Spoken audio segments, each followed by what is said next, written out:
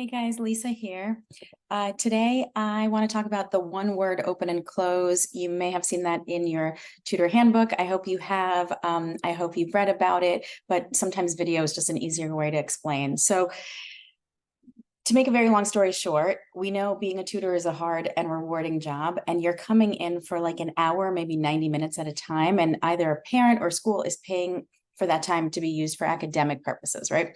So on the other hand, we know that like the mind and the body and everything is all connected and you can't unlink those things. And in the session, we don't have time to do like a full meditation or a longer exercise. And also some families are not going to want to pay for that longer exercise. And equally important is that you each have your own style of teaching. And of course, we value that very, very much. So the compromise is that we encourage our contracted tutors to kind of bookend their sessions, whether one-on-one or group classes, with a one-word open and a one-word close. So how does that work? You meet a student, they've had a full day's worth of things going on in their bodies and in their emotions and in their minds and all over the place. So the first bookend is the one-word open, and you say, hey, how's it going? How was your day? What are we working on? Okay, let's start with one word. How are you feeling? What's your one word? And this helps land the student and separate the tutoring session from everything else going on in their life, right?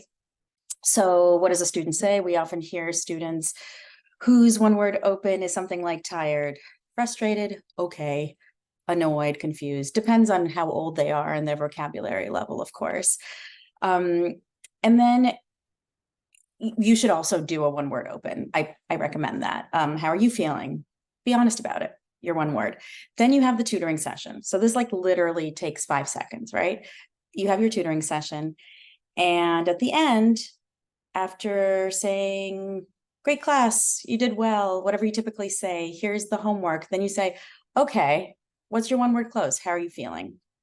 And you'll see that there's a progression in many cases. That's really what we're looking for. So, and you shouldn't you shouldn't force it. It shouldn't be forced, but just what's your one word? That's it.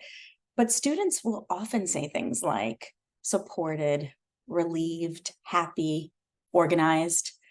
Sometimes they won't, and that's okay. So the one word open and close exercise does so much work for us in one word. It creates a mindfulness around the session and also helps us track progression of how learning makes us feel, which hopefully is better, because the macro goal that we're all trying to accomplish with our students is to help them stay curious and love learning.